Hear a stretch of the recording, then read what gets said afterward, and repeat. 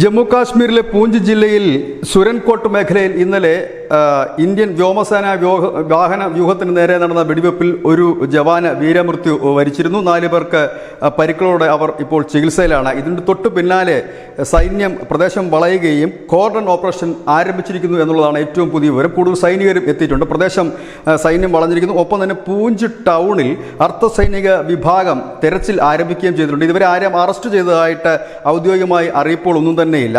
സൈനികർ സനായി ടോപ്പിലേക്കുള്ള തങ്ങളുടെ താവളത്തിലേക്ക് മടങ്ങും വഴിയായിരുന്നു ഭീകരർ പതിയിരുന്ന് വെടിവെക്കുകയായിരുന്നു. തിരിച്ചുള്ള വെടിവെപ്പിൽ ഭീകരന്മാർക്ക് പരിക്കേറ്റിട്ടുണ്ടോ എന്നറിയില്ല. ഇവർ വനത്തിലേക്ക് ഓടി രക്ഷപ്പെടുകയായിരുന്നു എന്നാണ് പുറത്തു വരുന്ന വിവരം.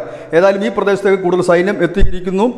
കോർഡൺ ഓപ്പറേഷൻ ആരംഭിച്ചിരിക്കുന്നു എന്നുള്ളത് തന്നെയാണ് ഏറ്റവും പ്രധാനപ്പെട്ട വിവരം. ശക്തമായൊരു തിരിച്ചടിക്ക് തന്നെയാണ് സൈന്യം ഒരുങ്ങുന്നത് എന്ന് ഇതിൽ നിന്ന് തന്നെ വ്യക്തമാകുന്നു. ഒപ്പം തന്നെ പൂഞ്ച് ടൗണിൽ ഉൾപ്പെടെയുള്ള അതായത് ഇത്തരം ഭീകരരെ സഹായിക്കുക കേന്ദ്രങ്ങളുണ്ടോ എന്നുള്ള പരിശോധനയും നടക്കുന്നുണ്ട്. വാഹന പരിശോധനയും ശക്തമായ രീതിയിൽ തന്നെ നടക്കുന്നുണ്ട്.